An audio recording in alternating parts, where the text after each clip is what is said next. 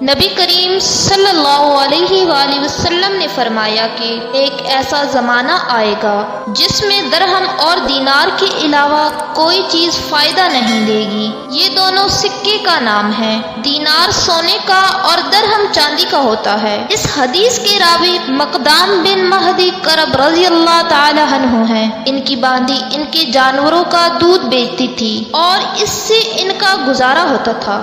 لوگوں نے حضرت مقدام کو طعنہ دیا کہ تم دودھ کو فروخت کروا کر اس کی قیمت کو کھاتے ہو، حالانکہ بہتر یہ ہے کہ دودھ مفت میں ہی فقراء مساکین کو تقسیم کیا جائے۔ اس پر حضرت مقدام رضی اللہ تعالی عنہ نے فرمایا کہ اس میں کوئی شرعی نقصان تو نہیں، نہ تو یہ حرام ہے اور نہ ہی مکروہ، اور یہ میری ضرورت کے پیش نظر ہے، کوئی مال کی لالچ کی بنا پر نہیں۔ پھر اس پر حضرت مقدام رضی اللہ تعالی عنہ نے حدیث بالا سنائی۔ ایک زمانہ ایسا آئے گا جس کی پیش گوئی نبی کریم صلی اللہ علیہ وآلہ وسلم نے فرمائی ہے کہ آدمی کی تمام تر کوشش مال کے جمع کرنے میں لگے گی اور وہ سمجھیں گے کہ اس سے پریشانی دور ہوگی، مگر وہ پریشانی تو ان کے اعمال بد کی نحوست کی وجہ سے ہوگی۔ وہ مال کے جمع کرنے سے کیسے دور ہوگی جب تک کہ وہ اللہ کی طرف متوجہ نہ ہوں؟ وہ پریشانی ان سے دور نہ ہو سکے گی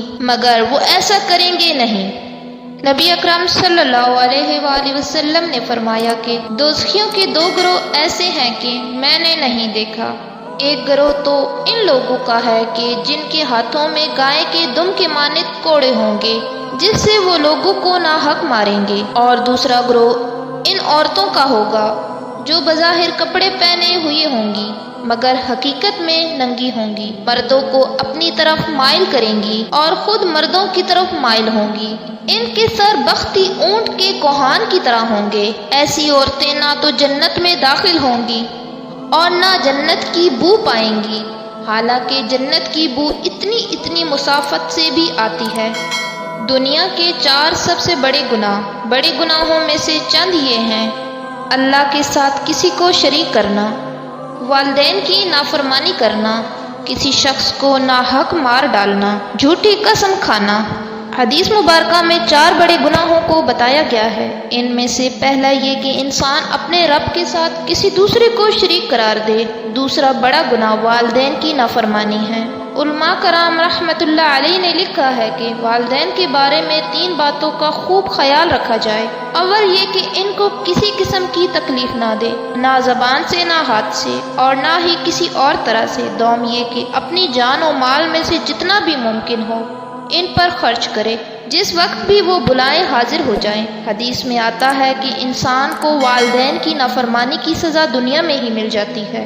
تیسرا بڑا گناہ کسی کو ناحق قتل کرنا ہے۔ ایک اور حدیث میں آتا ہے کہ جس نے ایک کلمہ سے بھی قاتل کی مدد کی تو یہ شخص میدان حشر میں اللہ تعالیٰ کے سامنے جب کھڑا ہوگا تو پیشانی پر یہ لکھا ہوگا: یہ شخص اللہ کی رحمت سے مایوس کر دیا گیا ہے۔ نیز ایک اور حدیث میں ارشاد فرمایا گیا کہ اگر 7 آسمان و زمین والے کسی مومن کے قتل میں شریک ہو جائیں تو ان سب کو جہنم میں داخل کر دیا جائے گا۔